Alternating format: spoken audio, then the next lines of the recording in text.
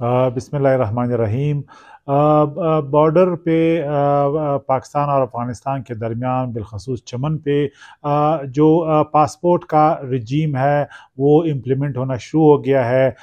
इस वक्त अल्हम्दुलिल्लाह जो पासपोर्ट ऑफिसेस हैं चमन में और किला अब्दुल्ला में वो पूरी तवानाई के साथ फंक्शनल हो गए हैं। इस वक्त जो चमन का ऑफिस है उन्होंने तकरीबन 1000 तक पासपोर्ट टोकन इशू किए हैं और 200 पासपोर्ट इशू कर दिए हैं। इसी तरह किला अब्दुल्ला ने भी तकरीबन 150 से ज़्यादा पासपोर्ट इशू कर दिए हैं। इस वक्त जो भी पाकिस्तान के अंदर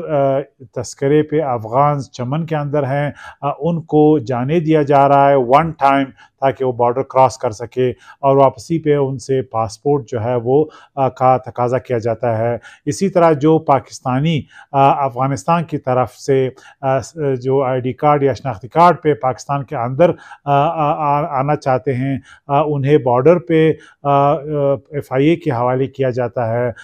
ताकि ये गैर कानूनी तरीके से बॉर्डर को क्रॉस ना कर सके। पाकिस्तान के इंटरनेशनल बॉर्डर्स की जो फुल सैंक्टिटी है वो बहाल हो चुकी है और ये जो वन डॉक्यूमेंट रजीम है यानी पासपोर्ट की जो शर्त है वो अब अमली हो चुकी है और इसकी कोई भी खिलाफ वर्जी की इजाज़त नहीं दी जा सकती। पाकिस्तान एक बनाना रियासत नहीं है। ये इस्तिस्ना किसी भी पाकिस्तानी नेशनल को अगर वो पाकिस्तानी बॉर्डर क्रॉस करता है को हासिल नहीं, और ना कोई भी अफ़गान जो स्पिन बोलदक के रास्ते चमन आना चाहता है या जो हमारे दूसरे पॉइंट्स हैं वहाँ से आना चाहता है उन्हें पासपोर्ट जो है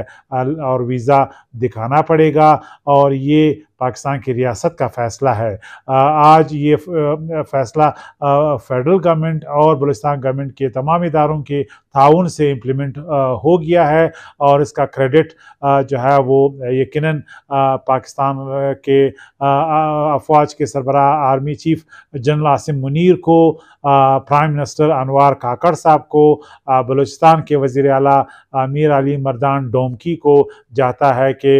एक सिनर्जी के साथ ये एक ऐसा फ़ैसला अमली हुआ है जिसकी माज़ी करीब में कोई नज़ीर नहीं मिलती। ये